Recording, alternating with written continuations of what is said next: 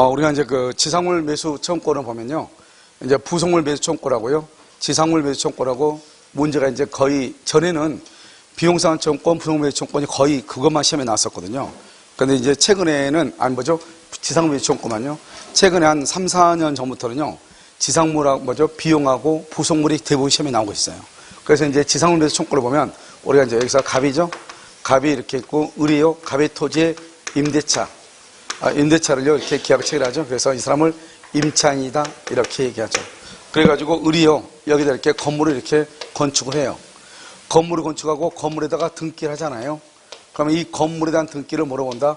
토지 임대차 등기로 봐요. 우리가 이제 주택의 경우는 전입신고를 해야 되잖아요. 상가의 경우는 사업자 등록을 신청을 해야 되잖아요. 그런데 토지는 그런 게 없단 말이죠. 그래서 토지는 반드시 등기가 돼야 대항력이 있고, 등기가 없으면 대항력이 없는 거예요. 그래서 여기서 이제 건물을 짓고 건물에다 등기하죠. 그러면 여기서 토지에 대한 등기로 봐주죠. 그래서 임차인은 뭐를 취득한다? 대항력을 취득한다, 이런 말이에요. 아시겠죠? 그래서 이렇게 대항력을 이렇게 취득을 하는데요. 먼저 이제 여기에 갑의 토지 위에 지금 을이 건물을 가지고 있잖아요. 그런데 이 나중에 토지가 나중에 이렇게 병한테 이렇게 넘어갈 수 있잖아요. 병한테 양수인이라고 하죠. 그러면 이 사람이 대항력이 있기 때문에 양수인에게 대항할 수 있는 거예요. 그 말은 양수인에게 매도를 청구할 수 있는 거예요. 알겠죠? 그래서 여기서 보시면, 그래서 이제 여기서 지상물 매수는 일단 어떻게 하냐면 임대차가요, 기간이 만료가 돼야 돼요. 그 다음에 지상물이요, 현존해야 돼요. 그 다음에 세 번째는요, 채무 불이행이 없어야 돼요. 가장 중요해요. 그래서 우리가요, 여러분 채무 불이행은 어디하고 또 연관이 되죠? 부속물 매수 청구에도 채무 불이행이 없어야 되죠. 이런 경우는 이제 임대차가 되면은 여기 임차인이죠. 임차인이요. 뭐라냐? 갱신을 청구해요. 그래서 갱신을 청구하는데 청구권 앞에 무슨 말이 있어요? 갱신이란 말 있죠. 매수다, 분할이다, 증감이다, 소멸이란 말이 없잖아요. 그럼 이거는 갱신 청구죠. 갱신을 청구했는데 갱신을 안 해주죠. 그럼 이것을 이때 뭐라냐? 지상물 매수를 청구하는 거예요. 그래서 지상물 매수 청구권, 이렇게. 이때 지상물은요, 우리가 건물이 될 수도 있고 공작물이 될 수도 있고 수목이 될 수도 있겠죠. 지상물 매수 청구. 그래서 원칙적으로 지상물 매수를 청구하기 위해서는 먼저 갱신을 청구해야 돼요. 한번 알겠죠. 그런데요, 반드시 갱신을 청구하는 것이 아니고 여기서 임대인이요, 갑이요, 갱신 해지 통고를 해. 해지 통고는 언제 하냐면 우리가요, 기간을 정함이 없거나 법정 갱신이 되잖아요. 그런 경우는 임대인이 해지 통고를 할 수 있거든요. 그러면 6개월 있다가 소멸을 하죠. 그래서 해지 통고를 했단 말은 갱신을 해주지 않겠다, 이 말이잖아요. 이럴 때는 바로 그냥 지상물 매수를 청구할 수 있어요. 그래서 지상물 매수에서 청구하는 것은 두 가지예요. 먼저 원칙은 갱신을 청구하고 갱신을 해주지 않으면 지상물 매수를 청구해요. 그런데요, 임대인이 뭐를 했다? 해지 통고를 하죠. 그러면 갱신 청구 없이. 그래서 원칙은 갱신을 청구해야 돼. 그런데 이렇게 하면 안 돼. 지상물 매수를 청구하기 위해서는 반드시 갱신을 먼저 청구해야 된다. OX, X. 그것은 안 되는 거예요. 그런데 여기에서 이제 이 지상물 매수 청구권, 이것은 형성권이고요. 그 다음에 청구 앞에 매수란 말 있죠? 이것을 우리 뭐란다? 여기요, 강행 규정이고요. 강행 규정. 청구 앞에 매수가 있죠? 이것을 우리는 형성권이다, 이렇게 얘기하는 거예요. 이해되셨죠? 그 다음에 여기에 지상물이죠. 이러면 지상물은요, 무허가, 그 다음에 미등기여도 관계가 없어요. 그래서 우리가 무허가 건물, 미등기 건물이 되는 것이 우리가 세 가지가 있다고 그랬죠. 지상물 매수하고요. 그 다음에 잠시간에 할 주택 임대차 보호법 하고요. 그 다음에 또 뭐가 있죠? 우리가 이제 보면, 지상물 매수라고 하는 것은, 법정 이상권 하고요. 그 다음에 지상물 매수 청구권. 그 다음에 또 어디가 있죠? 무허가 미등기가 주택 임대차 보호법. 알겠죠? 그래서 이렇게 있고요. 그 다음에 여기 지상물이죠. 지상물은요, 원래 우리가 부속물 매수에서는 반드시 어떻게 돼야 된다고 그랬죠? 임대인의 동의죠. 그런데 여기는 임대인의 동의를 받을 필요가 있어요, 없어요? 동의를 불문해요. 그러면 이 건물이요, 우리가 보통 보면 30년 정도 지나봐요. 그러면 건물의 가치가 있어요, 없어요? 없죠? 그래도 경제적 가치요, 경제적 가치를 불문해요. 따지지 않아요. 그래서 따지지 않고 임대인에게 소용이 있냐 없냐, 임대인에게 소용 여부도 불문해요. 그건 따지지 않아요. 그러니까 아무튼 건물만 있으면 되는 거예요. 그 다음에 가장 여기서 중요한 것은 뭐냐면 이 지상물이요, 타인의 토지, 남의 토지요. 이렇게 갑의 토지하고요. A라는 사람의 토지 위에 건물이 이렇게 있을 때 이건 어떻게 할 것인가? 그러면 이 부분을요. 구분 소유로 될 수 있으면 이 부분만 매수를 청구할 수 있는데요. 이 전체 부분의 매수는 청구할 수가 있다 없다? 없다. 이게 가장 시험에 잘 나와요. 자, 그 다음에 이거 형성권이죠. 형성권은 어떻게 하는 것이다? 일방적으로 하죠. 일방적. 그러면 일방적 의사표시란 말은 임차인이 매수를 청구하죠. 임차인이요. 그러면 임대인의 동의, 일방적이라는 임대인의 동의가 필요가 없다는 거예요. 그럼 매수를 청구하죠. 일방적 의사표시에서 그러면요. 청구 당시 건물의 시가대로 매매계약이 성립이 돼요. 그런데 여기서 문제는 뭐냐면 이 시가라고 하는 것은 뭐냐? 만약에요. 이 일방적 의사표시는 매수하라 이 말이잖아요. 만약에 이 건물에요. 갑의 의뢰 건물이죠. 의뢰 건물에 만약에 A가요. 근저당이 있다. 근저당에 2억의 근저당이 있다. 그런데 이 건물은 3억이란 말이죠. 이제 30년 지나가지고요. 3억짜리 건물인데 2억 원의 저당권이 있다 이 말이죠. 그러면 이 의뢰요. 임차인이 임대인한테 이 3억짜리 2억 원이 저당이 잡힌 3억짜리 건물을 사라 이 말이죠. 갱신을 해주지 않으려면.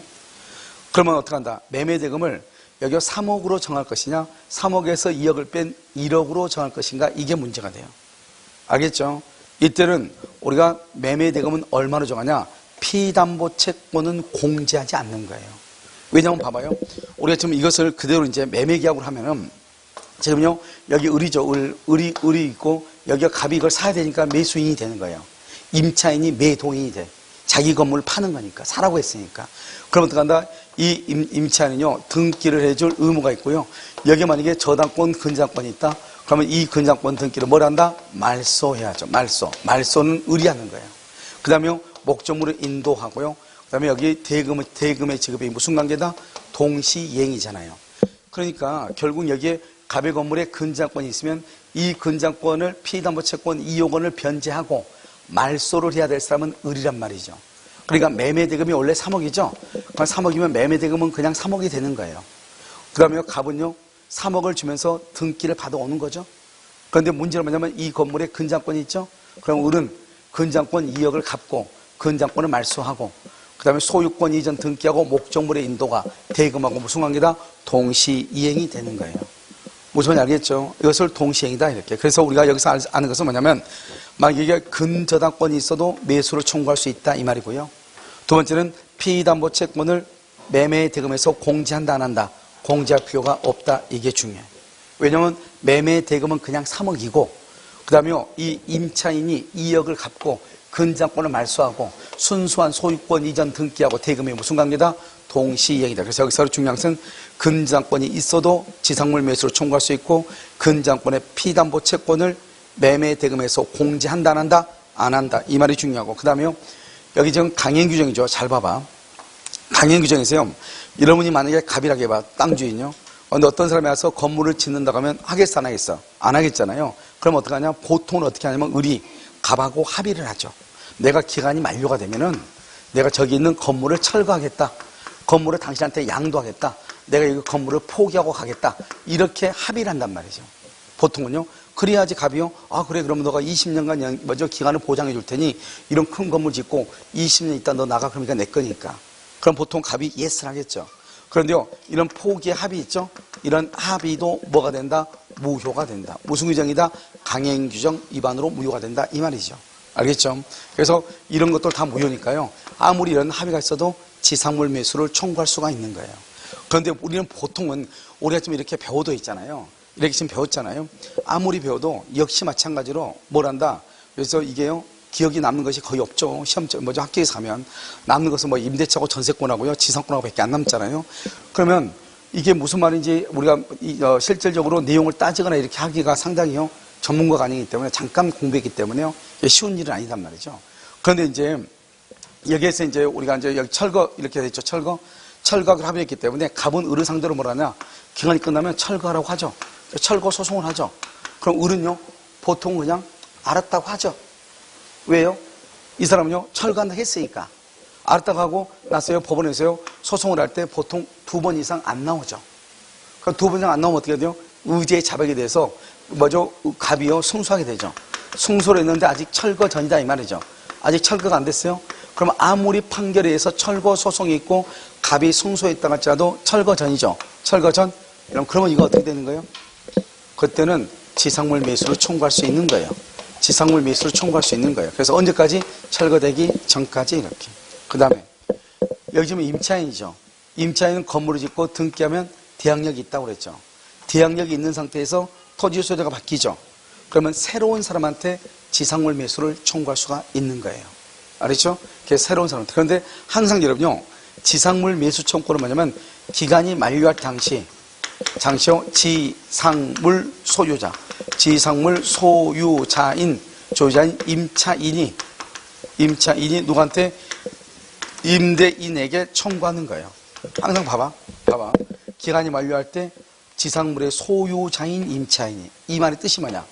기간이 만료할 당시 의리요 건물을 제3자에게 처분했다. 건물을 처분하죠? 그러면 지상물 매수를 청구할 수가 있다, 없다? 없다. 알겠죠? 왜?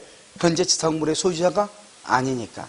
이해됐죠? 지상물의 소유자가 아니다. 그래서 현재 기간이 만료할 때 건물의 소유자인 임차인이 이 대지에 대한 임대인인 갑에게 청구하는 거예요. 그런데 이 갑이요, 기간이 만료할 때 갑이 또 건물을 팔았다? 땅을 팔았다? 그럼 누구한테요? 토지 양수인에게 말 수 있다? 청구할 수 있다. 아시겠죠? 이것을 지상물 매수다 이렇게 얘기하는 거예요. 그래서 예전에는 이 지상물 매수가 시험에 가장 잘 나왔거든요. 그래서 지금 최근에는요, 부속물하고 비용상환 청구권이 시험에 잘 나오고 있는데, 그러면 여기서 이제 지상물 매수로 와봐. 이 지상물 매수 청구권이라는 것은 어디에 있느냐? 원래는 이게요, 지상권에 있어요. 지상권에 있고 이것을 임대차에요 준용하고 있어요. 그래서 지상권에서는 지상권 설정자하고요, 그 다음에 지상권자하고요, 임대차하고 있어요, 임차인하고요, 여기요, 임대인하고 이렇게 있잖아요. 여기서 임대인은 지상물 매수를 청구를 못하는 거예요. 누구만 한다? 지상권자, 임차인만 청구하는 거예요. 알겠죠? 그럼 이 지상권자, 임차인이 청구하는 것을 이것은 형성권이라고 얘기하는 것이고요. 그런데 이 지상권 설정자도 자기가 매수하겠다고 청구할 수 있어요. 지상권에는. 그러면요, 임대차에서는 임대인은 없어요. 이때 설정자가 하면 임차인은 정당한 사유 없이 뭐를 못한다? 거절을 못해요. 거절을 못한다. 이렇게 돼. 정당한 사유 없이 이렇게 거절을 못한다. 그런데 여기요, 임대인은 없어요. 임대인은 누가 있어요? 지상권자고 임차인만 있어요. 여기는요, 여기 설정자가 있고. 원래는 지상권자, 임차인이 있어야 되는 거잖아요. 그런데 여기는 임대인 없잖아요. 그럼 여기 설정자도 없어야 되죠.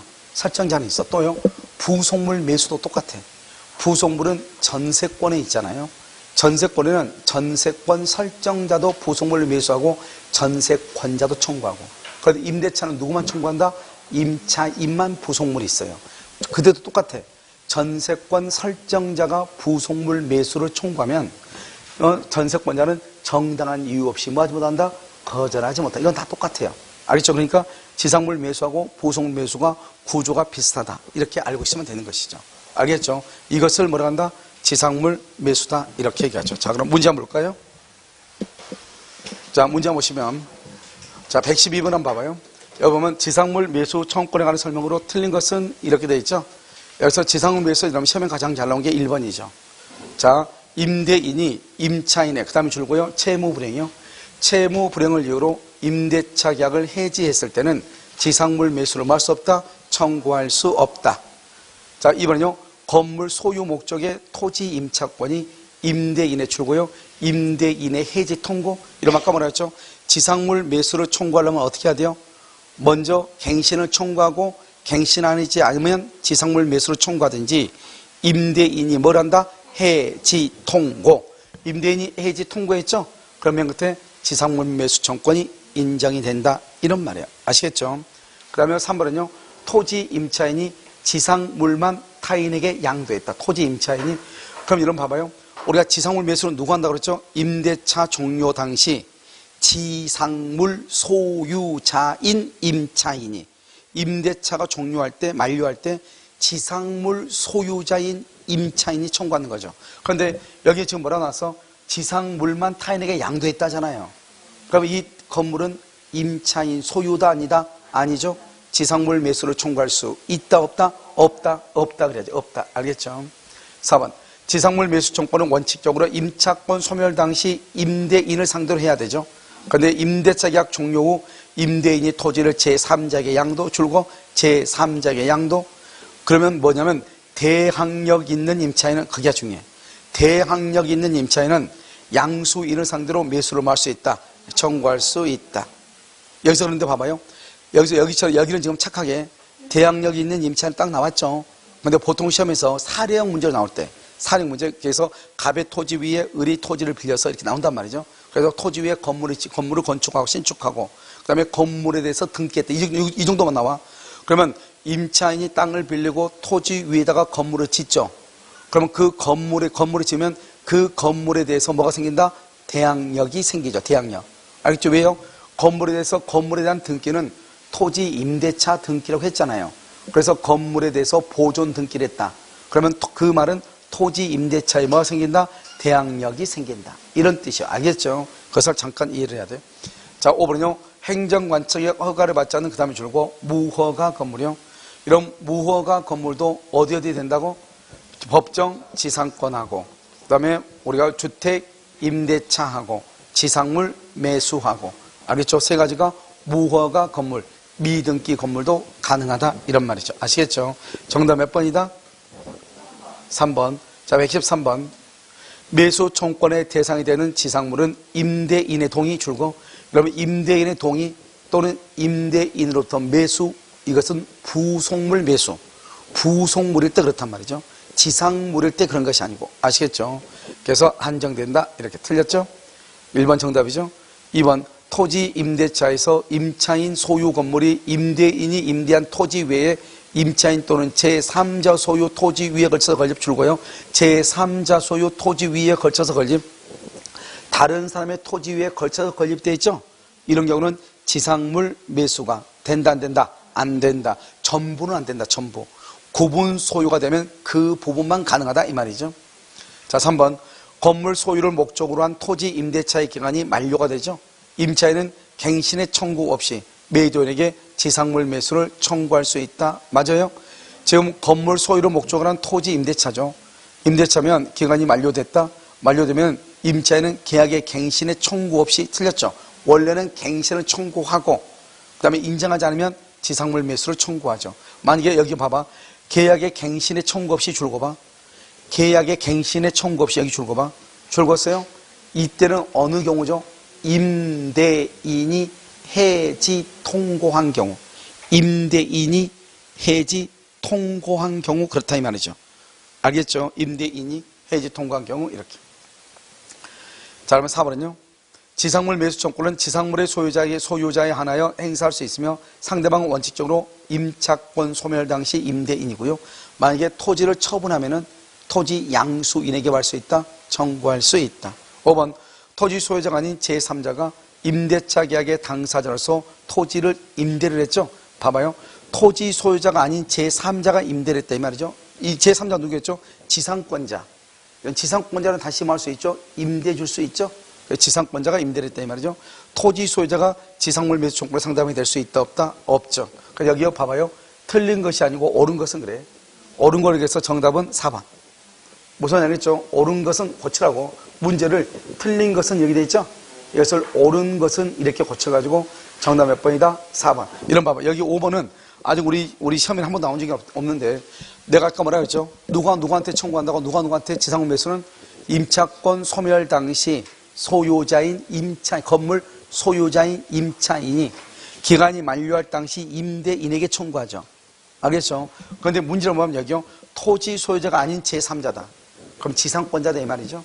지상권자한테는 지상권자가 임대를 줬는데 그것을 토지 소유자한테 지상물 매수로 청구하면 된다, 안 된다? 안 된다. 이런 말이죠. 아시겠죠? 그것을 이렇게.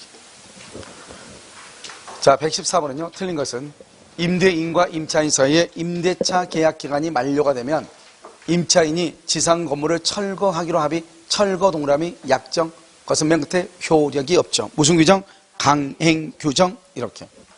2번. 지상물 매수 청구는 매수 청구의 대상이 되는 건물에 뭐가 설정되어 있어? 줄고 건물의 근저당권이 설정. 그래도 맨 끝에 인정된다. 그래서 그러면요 거기다 바로 써야 되겠죠? 뭐라고 써야 옆줄 긋고 피담보 채권을 공제한 금액을 피담보채권을 공제한 금액을 매매 대금으로 할 수 없다. 그것을 매매 대금으로 할 수가 없어요. 알겠죠? 자, 그다음에 3번은요. 지상 건물이 객관적으로 줄과 경제적 가치 또는요 임대인에게 소용 이런 것은 행사 요건이 아니다. 아니다. 따져 안 따져? 안 따져. 건물만 있으면 된다. 알았어? 자, 4번. 임차인 소유 건물이 임대차 대상 토지 외에 임차인 또 있네 줄고 제3자 소유 토지 위에 걸쳐서 건립. 그러면 이건 어떻게 돼요? 전부 매수 청구 된다 안 된다? 안 되고 구분 소유가 되는 부분만 전부 된다 안 된다? 안 돼. 구분 소유가 될 수 있는 부분에 한해서 매수 청구할 수 있다. 5번은요. 임대인의 해지 통고로 기간에 정함이 없는 토지 임차권이 소멸을 하죠. 줄고 임대인의 해지 통고. 그럼 이때는요. 뭐한 후? 줄고 갱신 청구권을 행사한 후? 줄고 행사한 후 행사 X 해야죠. 행사한다 한다? 안 하죠. 바로 그냥 지상물 매수로 할 수 있다. 청구할 수 있다. 5번 틀렸죠? 정답 몇 번이다? 5번이에요. 자, 115번은요. 건물 소유를 목적으로 한 토지 임차권이 등기되었다면 임차인은 토지, 여기 봐봐. 건물 소유를 목적으로 한 토지 임차권이 등기 줄고 등기 대항력 취득이죠. 그럼 대항력이 있으면 어떻게 된다고 그랬지 아까? 토지 소유자가 바뀌면 새로운 소유자한테 지상물 매수를 할 수 있다. 청구할 수 있다. 2번. 근저당권이 설정된 임차인 소유 건물에 대하여 지상물 매수 정권이 인정되는 경우 건물의 매수가격 줄고 이런 매수가격은요. 맨 끝에 피담보 채권액을 공제한 금액이다. OX, X 공제할 필요가 있다 없다? 없다. 이렇게요. 자, 3번은요. 지상물 매수 청권이 행사되면 임대인은 기존 지상물의 철거 비용을 포함하여 임차인이 지상물을 신축하기 위하여 지출한 모든 비용을 보상하려면 봐봐요. 우리가 지상물 매수 청구하죠. 그럼 지상물 매수 청구하면은 이런 거죠. 영업이익 있죠. 영업이익은 매매대금을 정할 때 건물에 매매대금이 있으면 이러면 30년 동안 이 건물을 지어가지고 거기서 식당을 운영했어. 그 맛집으로 소문이 났어. 그러면은 사실은 건물 가격보다 권리가 훨씬 더 세잖아요. 근데 지금 여기는 지금 봐봐. 지금 눈이 있어 봐봐. 뭐라고 돼 있어? 지상물이에요, 권리예요? 지상물이죠. 물건만 팔기 때문에 영업이익이라든가 그 건물이 처음에 신축할 때 들어가는 비용이라든가 철거를 할 때 들어가는 비용이라든가 이런 것은 포함한다 안 한다? 안 하고. 나는 생각을 해봐. 내가 갑이 을한테 땅을 빌려줬는데 건물 지으라고. 그런데 30년이 지났는데 이 건물이 임대인 나한테 소용이 있든 없든 경제적인 가치가 있든 없든 쓸모가 있든 없든 무조건 건물이 쓰러지지 않고 건물이 있으면 그걸 무조건 내가 사야 되거든요. 임대인이. 그런데 사야 되는데 우리가요. 이 임대인 입장에서는 유리해요? 불리해요? 불리하죠. 그러니까요. 어떻게 하냐. 지상 건물의 현재 상태에서 객관적인 가치를 평가해요. 한마디로 감정평가를 해가지고 그것만 내가 산다 이 말이죠. 그러니까요. 피담보 채권을 공제할 필요가 있다 없다? 없고 그 다음에 처음에 신축할 때 들어가는 비용, 철거를 할 때 들어갈 비용 알죠? 다 포함한다 안 한다? 안 하고 권리, 영업이익 포함한다 안 한다? 안 하고 순수한 건물의 가격만 알겠죠? 그것을 얘기해. 자, 그 다음에 4번 임차인의 지상물 매수 청구권은 형성권이죠. 재판상으로만 틀렸죠? 줄거 봐. 재판상으로만 행사 거기를 줄고 만 동그라미하고 그다서 우리 시험에 뭐가 있어? 재판상으로 행사에 뭐가 있어? 오케이. 채권자 취소권이 있죠. 채권자 취소권 이렇게 됐죠. 5번 임차인이 자신의 특수한 용도나 사업을 위하여 설치한 물건이죠. 이것은 지상물의 대상이 된다 안 된다? 안 돼. 부속물도 안 되고. 이제 봐봐. 자신의 특수한 용도 딱 거기 줄고 오직 그 임차인만 위해서 한 거 있죠. 이것은 부속물도 아니고 지상물도 아니에요. 우리 여름 뭐가 있었죠? 혹시 그거 기억나요? 사진관 영업시설 기억나요? 그 사진관 영업시설은 사진관을 운영하는 사람한테 조명시설 같은 건 그 사람한테만 필요하지 다른 일반인한테는 필요하다 안 하다? 안 하죠. 그래서 안 될 건 지상물이 아닌 거예요. 부속물이 아닌 거예요. 알겠죠? 그래서 아니다 이렇게. 정답 몇 번이다? 1번 이렇게. 자, 116 동의 있는 동의 없는 이죠. 자, 이제 보죠. 우리가 이제 최근에 있잖아요. 20회 이전까지는 동의 있는 전대차, 동의 없는 전대차가 거의 나온 적이 없다고 보시면 돼요. 알겠죠? 그런데 지금은요, 희한하게요. 최근에는 거의 10년 사이에요. 한 2번 정도 빼고는 전부 다 뭐가 나왔다? 지상물 매수, 아니. 동이 있는 전재차, 동이 없는 전재차 꼭 나왔고요. 그 다음에 동이 있는 것과 동이 없는 것 중에서 5번의 시험이 나오면 세 번은 동이 없는, 한 번은요, 동이 있는 이 정도, 2번은 동이 있는. 그러니까 동이 없는 것이 동이 있는 것보다 훨씬 더 많이 나온다. 왜 그러냐? 우리가 동의를 얻어가지고 만약에 임대나 전대를 준다 그러면 문제가 돼, 안 돼? 아무 문제 안 되죠. 그건 법적으로 따질 필요가 없는 거잖아요. 그런데 동의 없이 전대를 했을 때 문제가 되는 거잖아요. 그래서 당연히 동의 없는 전대차가 시험에 훨씬 더 많이 나온 것이에요. 아시겠죠? 그래서 먼저 우리가 동의 있는 것을 먼저 한번 본단 말이죠. 여기서 이제 동의 있는, 이렇게요. 동의가 있다. 그럼 여기 동의는 뭐죠? 동의. 여기서 동의는 뭐예요? 동의가 뭐예요? 동의는 상대방이 있는 단독행위죠. 상대방이 단독행위에서 상대방이 있는 단독행위 8가지 뭐가 있어? 시작? 그게 있잖아요. 알겠죠? 그래서 8가지가 있다 이 말이죠. 보면은 맨 처음에 뭐가 있어? 상계 또는 면제. 2번째 추인 철회. 3번째 동의죠. 법정 대리인의 동의, 임대인의 동의가 있잖아요. 해지, 취소. 이해됐죠? 임대인의 동의가 있잖아요. 그냥 단독행위, 상대방 있는 단독행위. 이것은요, 이 단독행위는 뭐죠? 상대방 있는 것은 도달하면은 처리할 수 있다 없다? 없죠. 똑같아. 한 번 임대인이 동의하면 처리할 수 있냐 없냐. 학자들은 또 그걸 가지고 따져. 어떤 사람은 동의해서 처리할 수 있다거나 뭐지. 이러면 생각을 해봐. 아니 맨 앞에서 우리가 뭐라고 그랬어? 동의는 상대방이 있는 단독행위다. 단독행위는 뭐다? 상대방이 있는 의사표시는 도달하면 뭐 할 수 없다. 처리할 수 없다. 너무 당연한 거 아니에요. 그런데요, 우리 교과서 같은 거 보면은 뒤에 가서 보면 뭐가 나오냐면 동의가 있는 경우는 처리할 수 있냐 없냐. 학자들은 그걸 또 따진단 말이죠. 그럼 말이 논리적으로 따질 필요가 있어 없어? 없는 거죠. 아시겠죠? 그래서 동의 이렇게. 자, 그럼 보면 지금부터 이렇게요. 갑이 이렇게 임대인이죠. 임대인 이렇게요. 여기요. 여기 을이요. 임차인이죠. 임차인. 이걸 뭐란다? 임대차죠. 임대차 이렇게. 자, 그 다음에요. 여기 이렇게 을이 이렇게 병이죠. 병이요 뭐다? 전차인이죠. 전차인. 이것을 뭐란다? 전대인이죠. 전대인. 이거 뭐죠? 계약이죠. 뭐죠? 전대차. 전대차 계약이죠. 이 전대차는 그냥 무조건 유효가 돼. 유효가 돼. 그래서 을과 병과의 전대차는 무조건 유효이고요.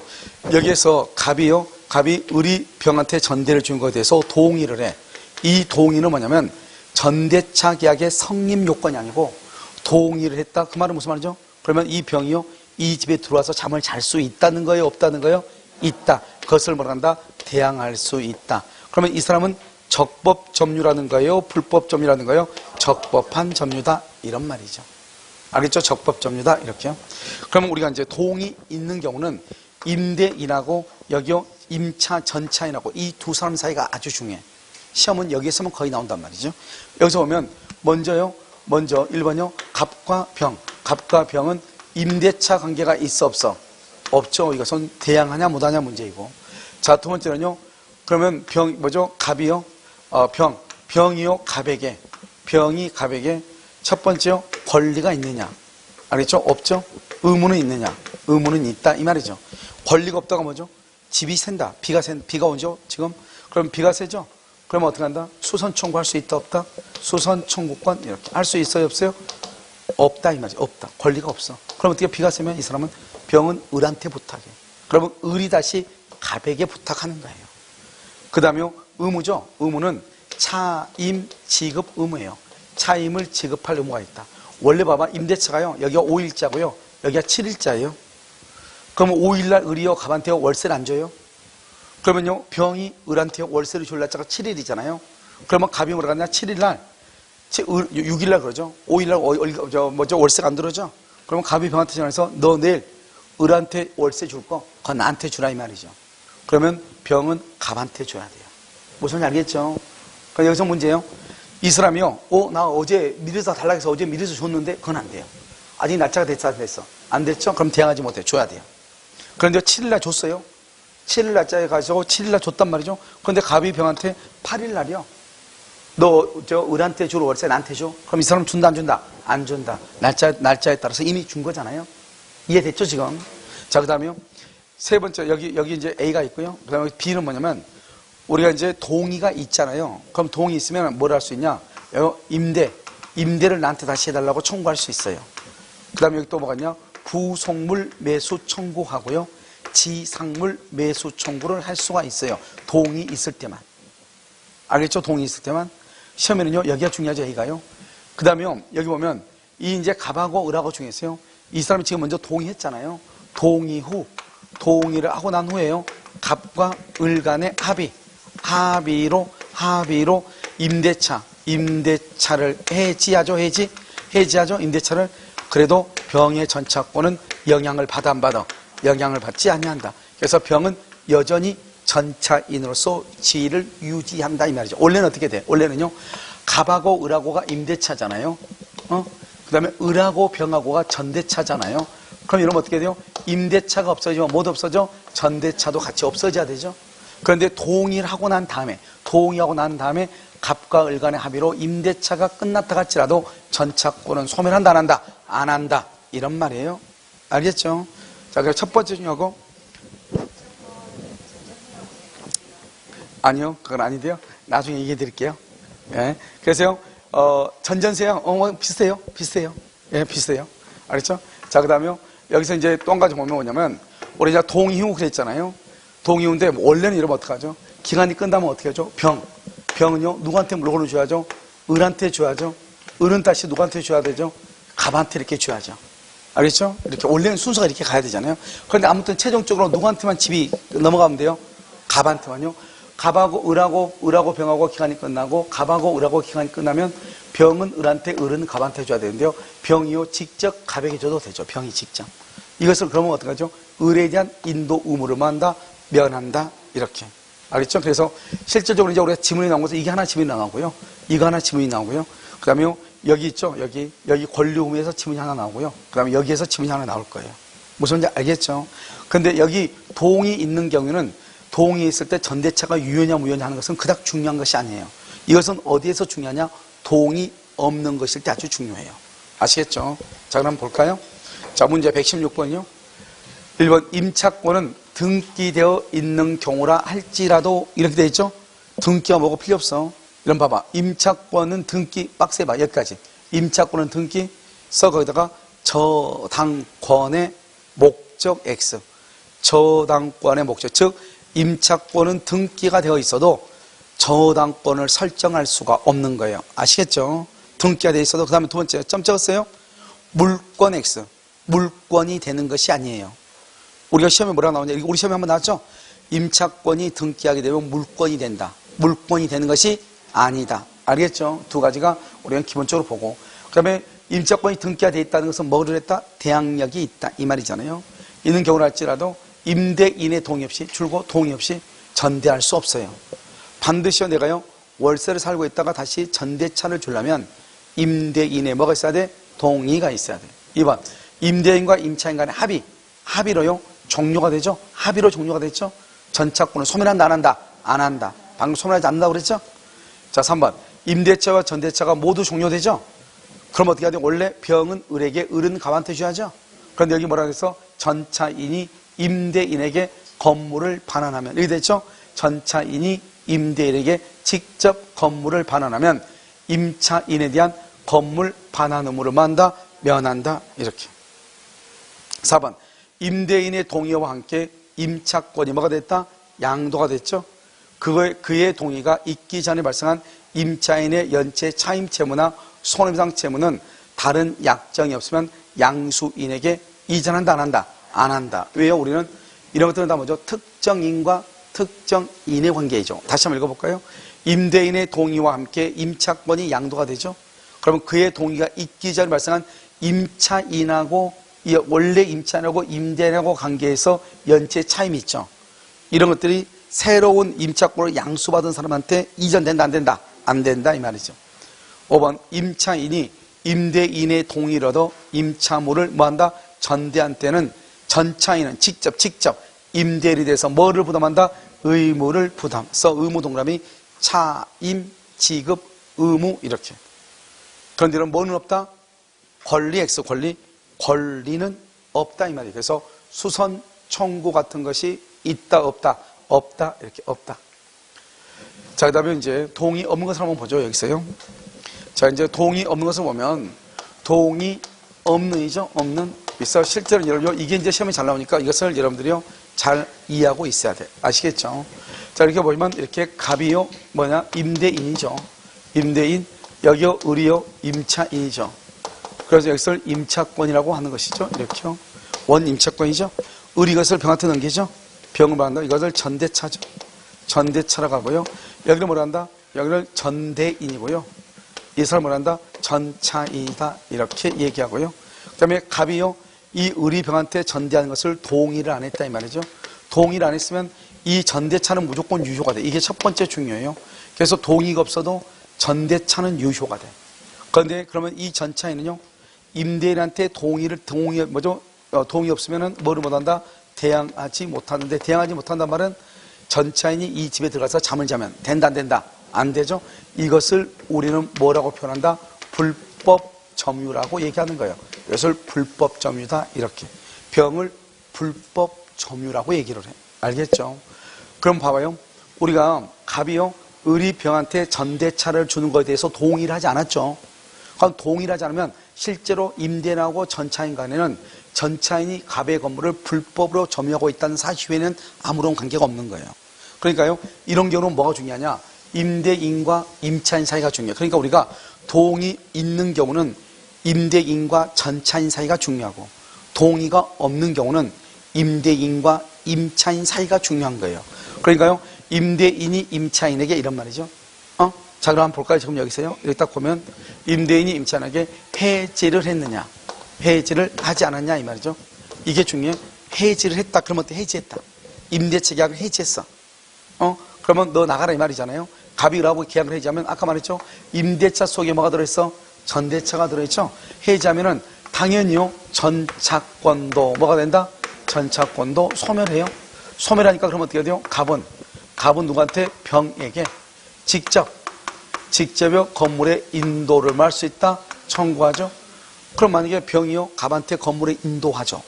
인도하면 병은 열 받아요 안 받아요? 받죠. 그래서 병은 누구한테요? 을에게 무슨 책임? 담보 책임. 타인 소유죠. 그래서 담보 책임을 할 수 있다 추궁할 수 있다. 너 책임지라 이 말이죠. 자, 그러면 만약 해지를 하지 않았다. 해지를 하지 않았단 말은 무슨 말이죠? 임대차가 뭐다? 전속 중이다 이 말이야. 전속 중이다. 전속 중이가 뭐예요? 그러면 갑은 누구한테요? 을에게요. 뭐를 청구한다? 차임을 청구하죠. 월세요. 그럼 우리가 임대차라는 것은 임대인의 목적은 차임이잖아요. 그러니까 임대인 갑은요. 손해가 있어요 없어요? 손해가 없죠. 손해가 없으니까 그럼 어떻게 돼요? 여기서 이 갑은 병에게 불법 점유를 이유로 손해배상을 청구할 수가 있어요 없어요? 청구할 수 없죠. 그 다음에 여기서 을은 갑의 동의를 얻어줄 뭐가 있어? 의무를 부담하죠. 그런데 이 사람 지금 불법 점유죠. 불법 점유니까 어떻게 돼요? 이때 병은 갑에게요. 병은 갑에게 여기 지상물 매수라든가 저기 있죠.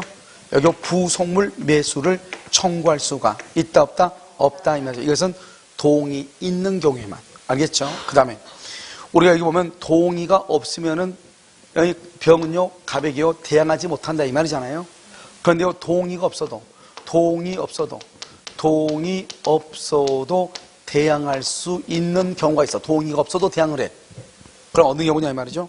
지금 을과 병이 부부예요. 부부로서 공동으로요 갑의 건물에서 가구점을 경영을 했어요. 두 사람 다 같이 가구점을 경영했다 이 말이죠. 그러니까요 이 을하고 병이 부부인데요. 갑의 집에서 둘이 가구점을 운영을 했어요. 그러면 갑은요 을과 병이 부부로서 자기 집에서 영업하고 있는 것을 알고 있죠. 그런데요 이 임차인이 다른 곳에 하나 더 확장을 하기 위해서 이사를 가고요. 전출을 하고요. 이 사람이 이 병 있죠. 병 전차인한테 자기 아내죠. 자기 아내한테요 갑의 동의도 얻지 않고 전대차 계약서를 써준 거예요. 이랬을 때는요 갑의 입장에 봤을 때는요 이 을이라는 사람이 자기 동의를 받지 않고 전대차를 계약서 써주면 원래는 해지를 해야 되는데요. 그런데 이 두 사람이 부부이고 이 두 사람이 다 여기서 영업을 했단 말이죠. 그러니까 갑은 그 사실을 알고 있어요? 모르고 있어요? 알고 있죠. 그래서요 이것을 우리는 뭐란다? 갑에 대해서 배신적 행위가 된다. 배신적 행위라는 것은 값도 모르게 엉뚱한 사람한테 다시 넘겼다 이 말이죠, 월세를.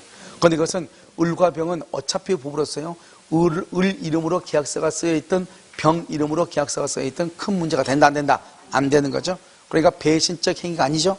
이렇게 배신적 행위가 아닌 것은 임대인의 동의가 없다고 할지라도 뭐 할 수 있다?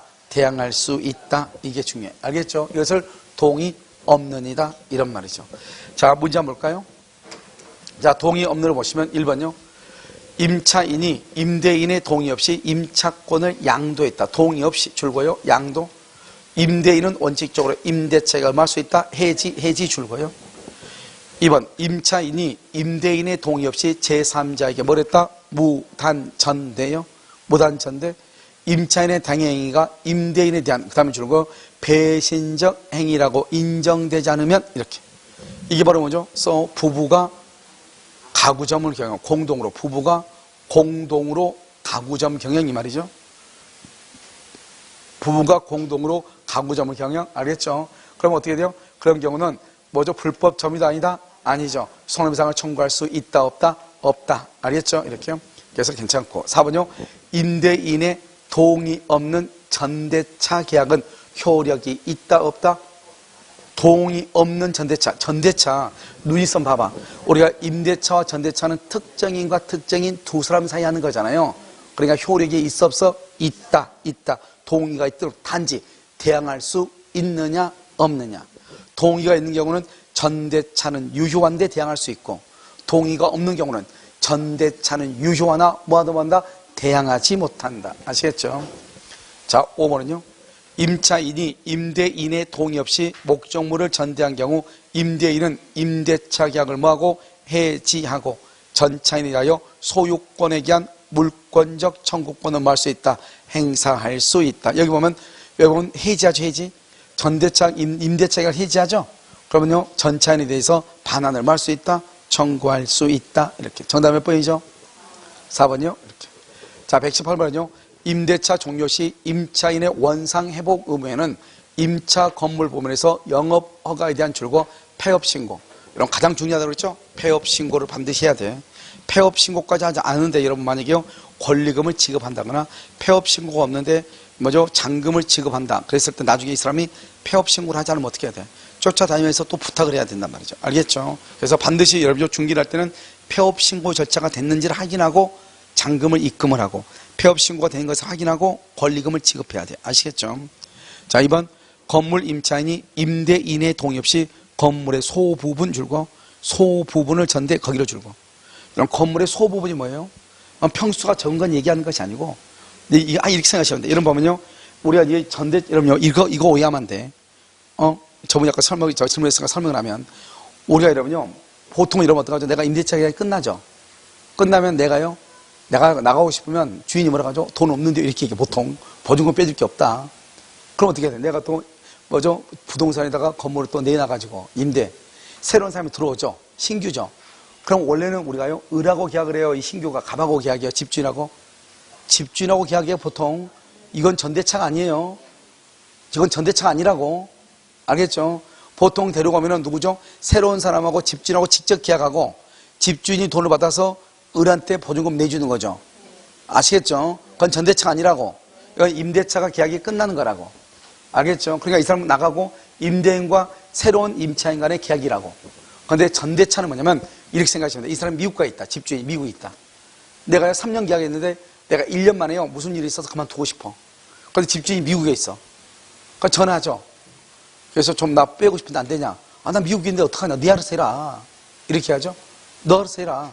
동의했다 이 말이죠. 너 알아서 해라. 그러면 나는 지금 미국에 있는 임대인하고 계속 임대차 관계가 있어 없어? 있죠. 나는 임대인한테요.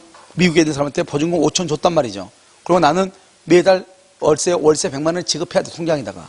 그러고 나서 다시 내가 전대를 주는 거죠. 그래서 전대차는 임차인하고 새로운 임차인하고 계약을 하는 거죠. 알겠죠? 그래가지고 이 사람은요, 이 전대차 보증금을 누구한테 입금한다? 을에게. 알겠죠? 월세도 누구한테? 을에게. 그럼 이 사람은 그걸 받아가지고 누구한테 준다? 갑에게. 이해됐죠? 그러니까 전대차는 임차인하고 새로운 사람하고 계약하는 거예요. 아시겠죠? 그런데 만약에 봐봐. 건물의 소부분이라는 것은 뭐냐면 내가 그러면 이 사람 어때? 이 사람 나가야 되겠죠, 이사. 그래야 이 사람이 돌아서 잘 거 아니에요? 그런데 건물의 소부분은 임차인이 여기서 살면서 방 한 칸 남는다. 그것을 다시 자기 친구한테 다시 준다, 이 말 쓰도록. 그걸 우리 뭐죠? 쉐어링 한다고 그러죠? 같이 방을요, 분할해서 같이 사용하는 게 있잖아요. 그런 것들은 뭐냐면 건물의 소부분이다, 이렇게 얘기해요. 그런 경우는 내가 그 집에 지금 살고 있어, 안 살고 있어? 살고 있으면서 또 주는 거죠? 그러니까 굳이요, 임대인하고 문제가 돼, 안 돼? 안 되죠. 내 친구가 사나 잠자고 있다, 이렇게 생각하시면 돼. 그걸 굳이요, 임대인한테 말할 필요가 있어, 없어? 없고요. 만약에 원룸 같은 것은 약간 달라질 수 있죠. 원룸은요, 한 명이냐, 두 명이냐, 세 명에 따라서 물 쓰는 양, 이런 게 달라지기 때문에요. 그러면 수도세를 좀 더 받는 집이 있긴 있어. 그러면서 얘기하면 되는 것이고. 알겠죠? 내가 살면서 같이 누가 하나 사는 거죠. 그래서 건물의 소부분이다, 이렇게 이해하시면 돼. 그런 경우는 내가 지금 살고 있으니까 임대인하고 문제가 돼, 안 돼? 안 되죠? 그래서 동의 같은 건 필요가 없는 거예요. 그래서 건물의 소부분, 그것은 임대인의 동의가 필요 없다, 이렇게 아시겠죠? 해지할 수 없다. 2번 틀렸죠? 자, 3번은요, 당사자가 약정을 한 경우 1기의 연체만으로 해지할 수 있다. 원래 몇 기죠? 상가는, 주택은 2기죠? 2기 2번 안 내면. 그런데요, 한 번만 안 내면 너 나가야 된다. 이렇게 특약상에 써져 있어. 돼, 안 돼? 왜 안 될까? 무슨 소리인지 알겠죠? 누구한테 불리하다? 임차인한테 불리해서 안 돼. 그러면 5번은 돼, 안 돼? 5번 연체하면 너 나가야 된다. 그럼 임차인이 5개월 동안은 버틸 수 있잖아요. 알겠죠? 되는 거죠? 알겠죠?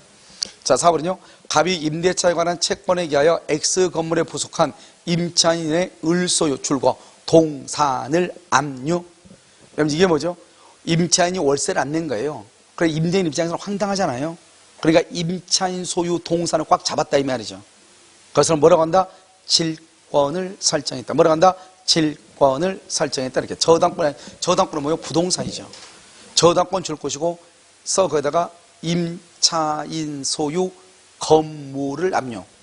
임차인 소유 건물을 압류라면 저당권을 설정한 것으로 봐.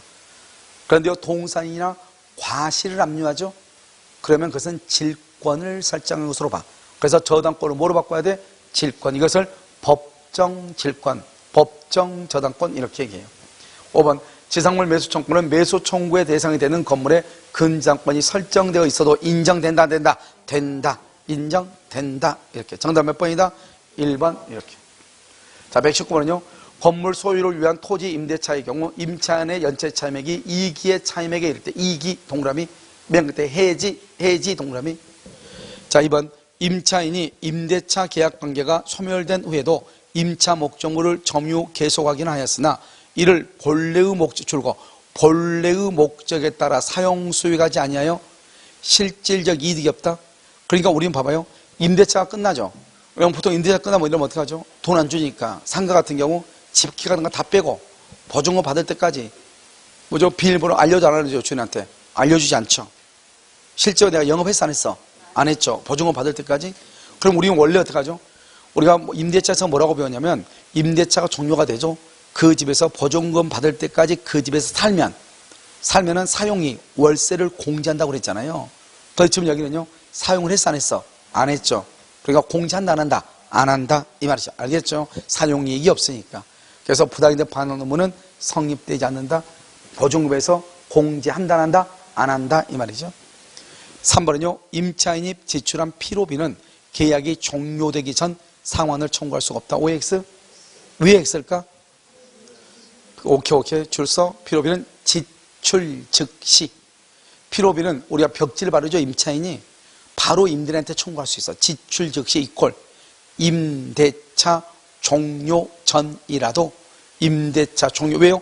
지출 즉시라고 하는 말은 아직 임대차가 끝났다, 끝나지 않았다?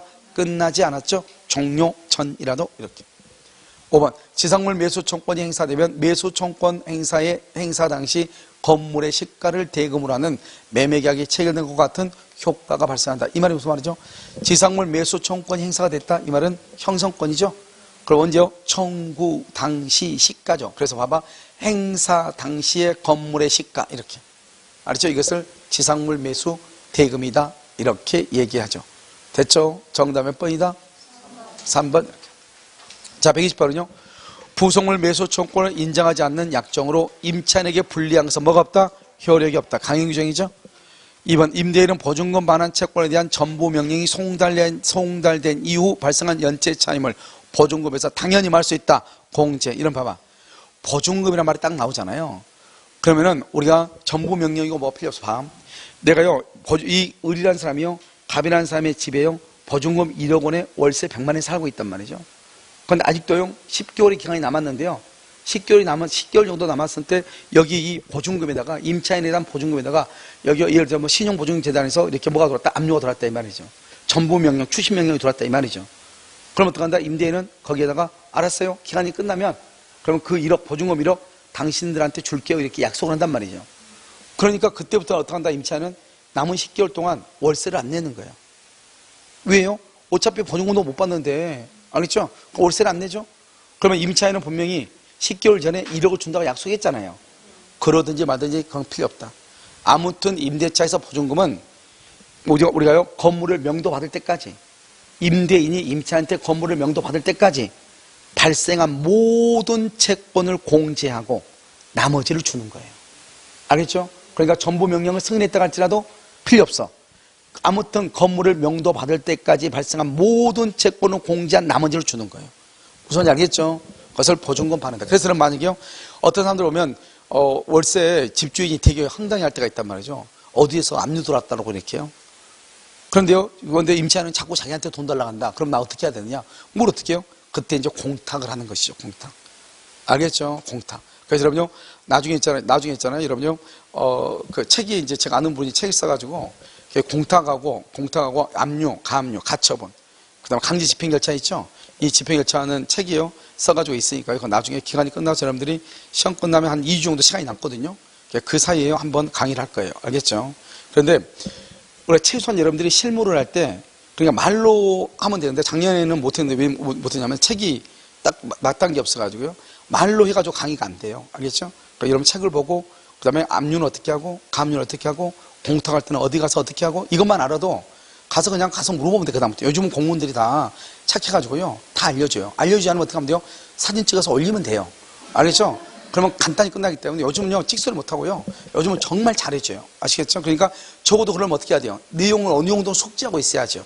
어느 정도 최소한 것은 이렇게 하면 되는 거예요. 그래서 한 번만 딱 해보면요, 그 다음부터는 아무것도 아니에요. 알겠죠?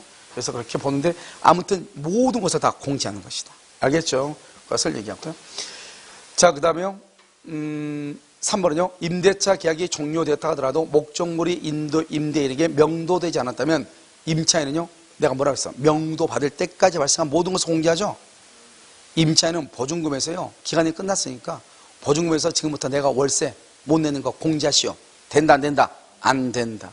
그래서 임차인은 보증금이 있음을 이유로 차임의 지급을 거부할 수 있다 없다? 없다. 자, 4번요, 여러 사람이 공동으로 물건을 임차했어. 그러니까요, A, B, C가 세 사람의 이름으로 공동으로 임차를 했어. 그럼 월세를 낼 때 어떻게 해야 돼요? 300만 원이면 각각 100만 원씩 내야 돼요? 모아서 300을 내야 돼요? 그래서 그 중에 모아서 알겠죠? 그걸 연대라고 그래요. 연대. 알겠죠? 연대처럼 각자 그러면 큰일 나.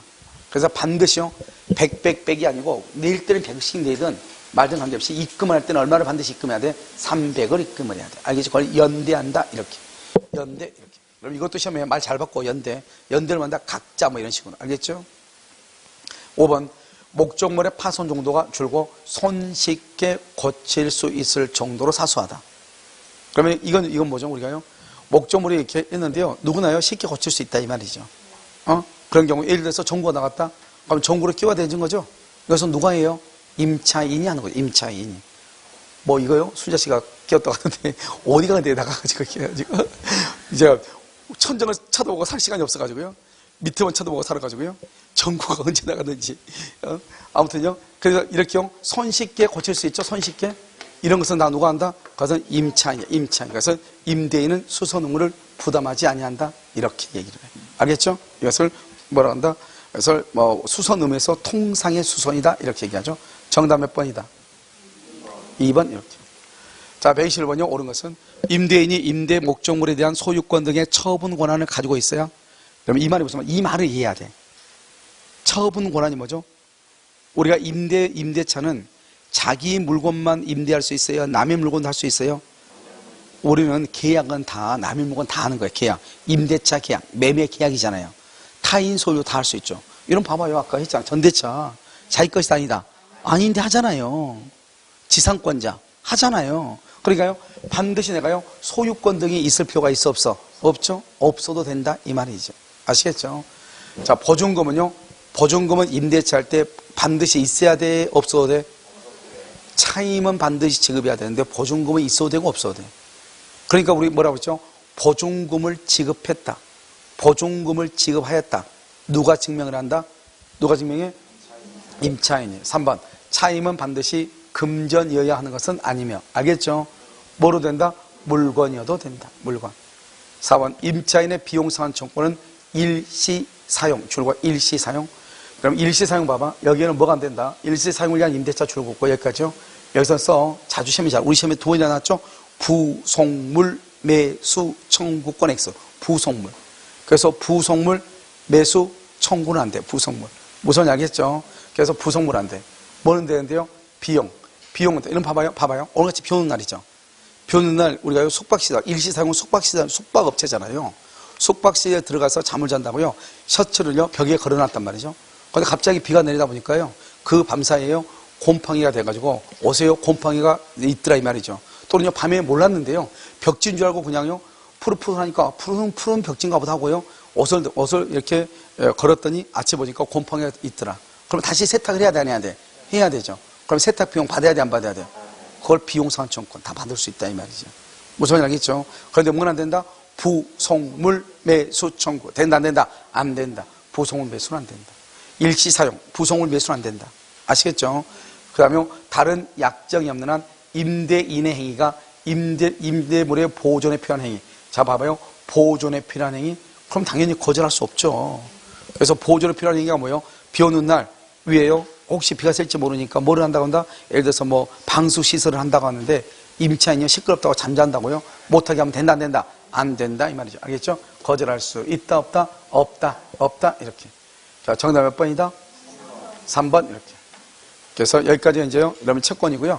여기까지 채권에서 여러분요. 기본적으로 몇 문제가 나오냐? 10문제가 나오는데요. 지금 여러분이 가지고 있는 그 문제집 있잖아요. 뭐 문제집의 범위를 벗어나는 문제는요. 거의 나오지 않는다고 보시면 돼요. 아시겠죠? 잠깐 쉬었다 여러분 어디를 볼 것이냐? 특별법을 보도록 그렇게 하겠습니다. 알겠죠?